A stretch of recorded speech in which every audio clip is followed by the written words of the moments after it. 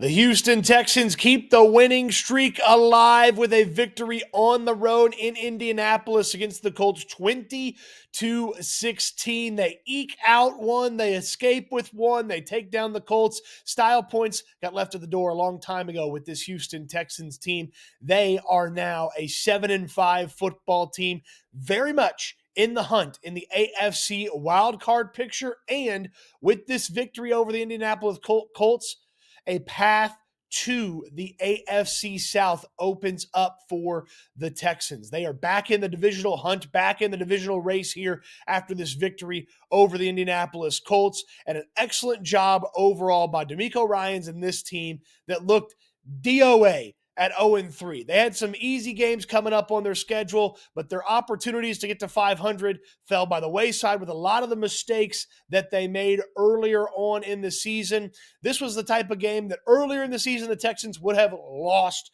this football game. They were able to win this one in a gutsy and impressive performance in a variety of ways, with some ugly moments that they're going to have to clean up as well. But credit to DeMeco Ryans and this team for going from 0-3 to right in the thick of two different avenues to make the playoffs this year. Now, making the playoffs, that's not the goal. The goal was to go where no Texans team has gone before, but you got to make the playoffs to do that. Now they have two avenues to make the playoffs. How'd they get it done? Well, the four big takeaways from this one will get us there. Let's start with the return of CJ Stroud at the quarterback spot. I thought Stroud had a pretty nice day overall. There were definitely some moments that Stroud's going to look back and want that play back in this one. You got to remember, this guy hadn't played football in basically a month. He's knocking off a little bit of rust, and you would hope that some of those things that didn't go right in this one can get figured out as he returns to the starting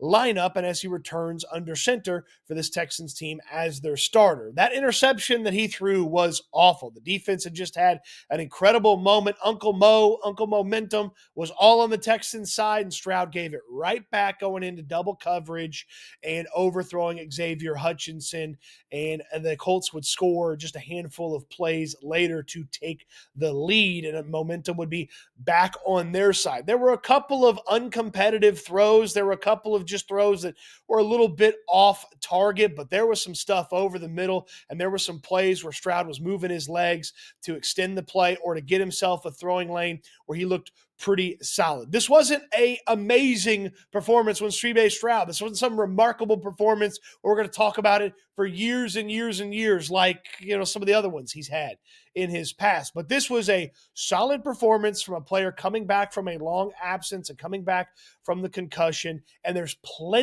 so much to build on that were positives coming out of this one. Like, Jaden Higgins was still useful to this team. There was a worry that when Stroud got back, Higgins maybe had all that chemistry with Davis Mills. Would he have it with Stroud? Yes, he does. Nico Collins got targeted 10 times and was the leading receiver for this team, scored a touchdown on that end-around play. So that was good. I was worried about CJ Stroud not getting the ball to Nico Collins enough. They tried to get the ball, tried like hell to constantly get the ball to Nico Collins, who again had another big game against the Indianapolis Colts. There were a couple of moments where Stroud's pocket awareness got him in trouble. J.J. Watt was crushing him for breaking out of a clean pocket early on in one of the red zone trips that the Texans had. He did take 20 yards worth of sack losses in the two sacks that he did take in this one, but there were some of those plays where he did use his legs to either get more time or buy himself a throwing lane to make a play.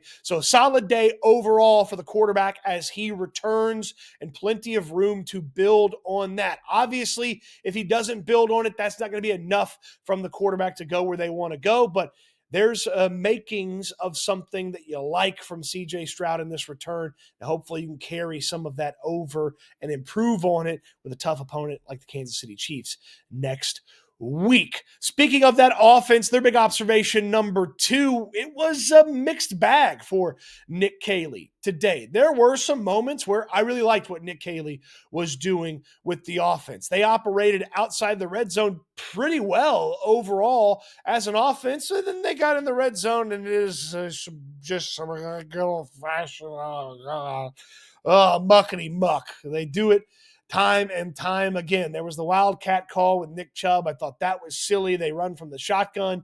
I thought that was silly. Some of the red zone stuff just doesn't look good for this team. They get in there and they just kind of tighten up, and the mistakes compound themselves, and the players don't do what they need to do. And Kaylee gets, lacks some inventiveness, and Stroud missed a throw here and there. And so that was some of the bad stuff from the offense, but I felt like there were some nice offensive moments in this one. They ran the ball pretty decently. I know there were a couple of plays where they're up the middle, they're not getting anything, but a couple of sweeps outside got things going. And then I felt like in the second half, the offensive line did a pretty decent job leaning on the Colts and opening some things up. And ultimately, the defense hands the game back to the Texans offense, needing them to move the chains just one time, and that's what they do, courtesy of Woody Marks. Marks got banged up in this one, left, came back, and then had some really nice runs there to close it out for the Texans. He does a really good job of churning through contact. He does a really good job of keeping his feet, and he had some moments where he bounced things or took the lane that was there, and it was a good performance by Marks. I felt like Kaylee sprinkled in Chubb as necessary in a pretty decent manner, considering there was a moment where he didn't even have Marks available to him. So I thought that was a good mix there. I was worried about Higgins and Collins, coming back down to earth a little bit with Stroud returning, and worried that maybe some of that success we saw with Jaden Higgins from the past few games wouldn't continue. Not so fast, my friend. Nick Kaylee was able to get him the ball a few times. When I say Stroud was able to get him the ball in some nice plays that Kaylee called. And then that red zone touchdown, hey, you're trying anything to get it to fix the red zone issues if you're Nick Kaylee. I don't love an end around to the best wide receiver, but it was well executed. It was well blocked on the edge by Dalton Schultz and Xavier Hutchinson, and then Nico Collins powered his way in there. He's one of the better runners with the football in his hands that this team has. So that ended up being a good job, though I wouldn't call that play a whole bunch more in the red zone. I liked the inventiveness of the Stover shove. Okay, the Texans' version of the tush push, where they put tight end Cade Stover under center, put both their fullbacks behind him, and just shove him across the line of scrimmage for a first down. So I liked the Stover shove. I liked the times they ran it, except for running it on that fourth down late in the game. That is not the play call they should have gone to if they were going to go for it on fourth down, which I didn't support that decision, and we'll talk about that a little bit later on. But they shouldn't have run that play back-to-back. It felt very similar to when they ran that short yardage back-to-back run play with Woody Marks in Seattle a couple of weeks ago, over a month ago.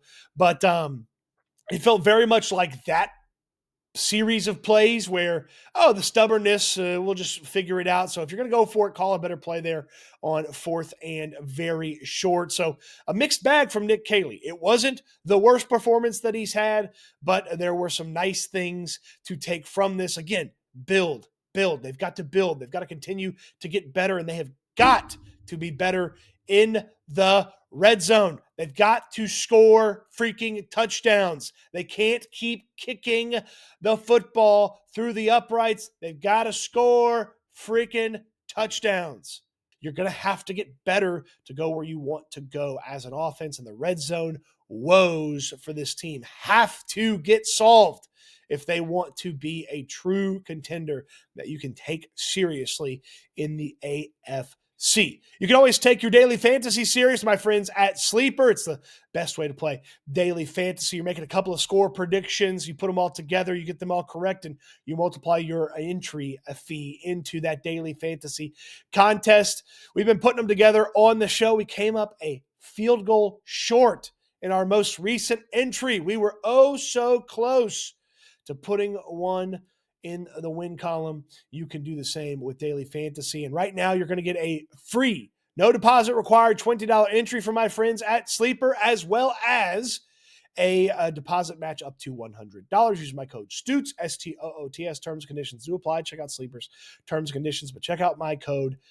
STOOTS, STOOTS. When you sign up for Sleeper, you'll get that free, no deposit required $20 entry and a deposit match up to $100. So mostly about the offense to start the four big observations, I can't go without talking about this defense. They stiffen up there at the end. They bow up on the Colts and are able to force the fourth down incomplete and give it back to the offense. The offense finishes up the game. There were a couple of hiccups in this one, a couple of third and long conversions, but overall, they allowed less than 300 yards of total offense. They allowed less than 100 yards to Jonathan Taylor, and the majority of Taylor's runs against the Texans went for 3 yards or fewer. 3 yards or fewer.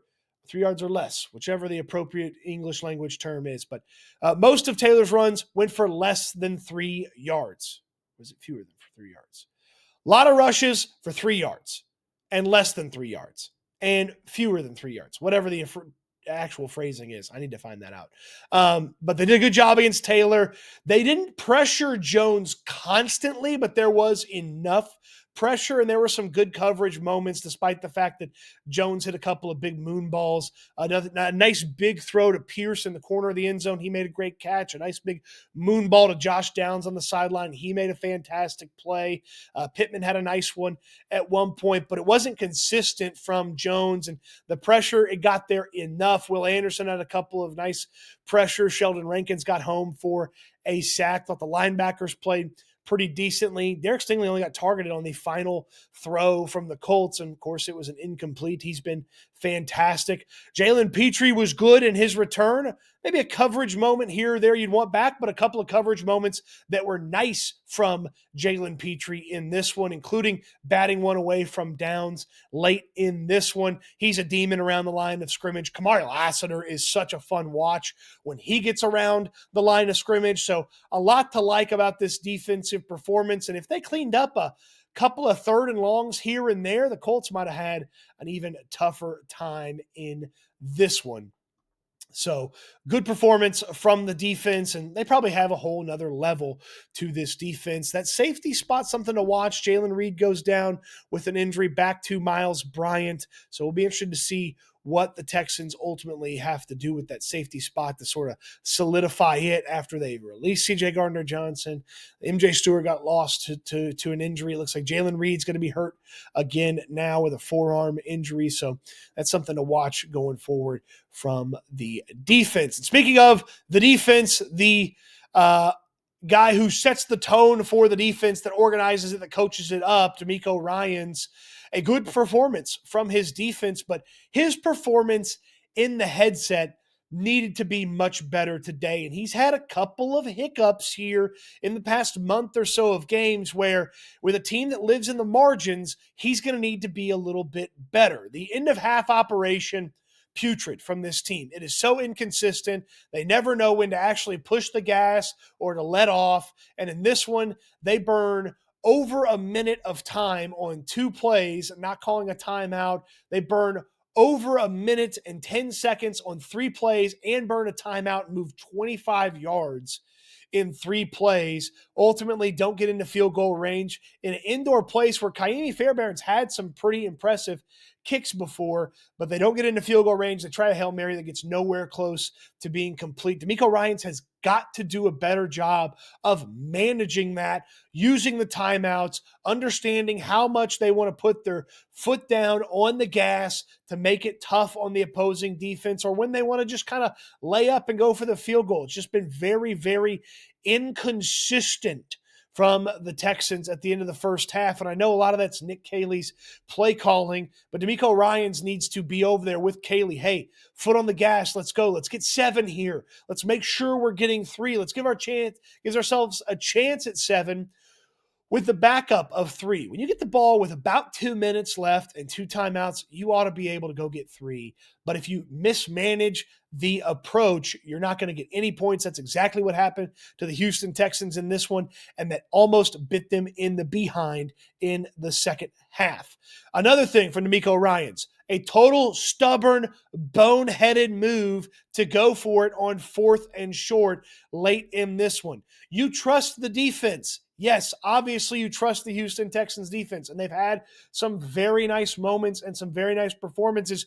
You can trust them with 7 points. Put Kaimi Fairbairn back out there, let him kick the field goal. They go up by 7, and then the Colts have to not only march down the field and score, they would have to march down the field and score a 2-point conversion to beat you. In all likelihood, at home, they'd play for the tie and force the ball back to you. The Texans gave the Colts the opportunity to march down the field and take the lead with a touchdown by going for it on 4th down. I understand DeMeco Ryans trusts in his defense. I understand that the defense has come up big for DeMeco Ryans, but you can trust them with 7 points on the scoreboard for them to work with instead of the 4-point lead.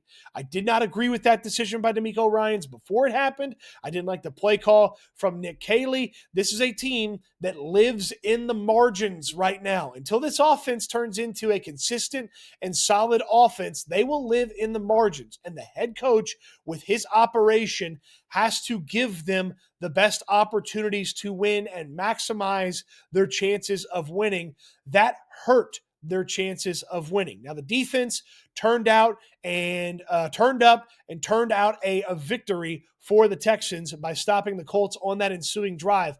But the result doesn't take away from the decision. The decision was a bad decision. The decision is independent of what ultimately happens, because you're going to need to make that decision again later on as the head coach. And if you made the wrong decision now, you likely will make the wrong decision later, especially after you get a positive reinforcement because of the result. But he should have trusted the defense to go out there with 7 points instead of trusting them to go out there and stop the Colts, who just needed a touchdown to take the lead and probably beat the Houston Texans in that moment. Those are my 4 big observations in this one. Shout out to the Zebras in this one, because now I feel like Texans fans understand what it's like to play a game as the Kansas City Chiefs, because there were some absolute misses by the officials and some terrible calls that benefited the Texans. Felt like that was more favorable to the Texans, even though they kind of got screwed on a pass interference that set the Colts up for a score. But ultimately, the Texans greatly benefited from the Zebras. Now we all know what the Kansas City Chiefs feel like. And got to imagine the Zebras not going to be helping you out next week in Kansas City. What'd you make of this game? Let me know in the comment section down below. On your way down there, how about a thumbs up on the video? Subscribe to the channel if you haven't already. Don't forget to check out myself and Landry Locker from the Locker Room on SNL each and every weekday. We'll have Reaction Monday for you, presented by our friends at TDECU, and oh so much more. So don't miss out on any of that. Appreciate you watching the video. I hope you enjoyed it, and I can't wait until we talk Texans again soon.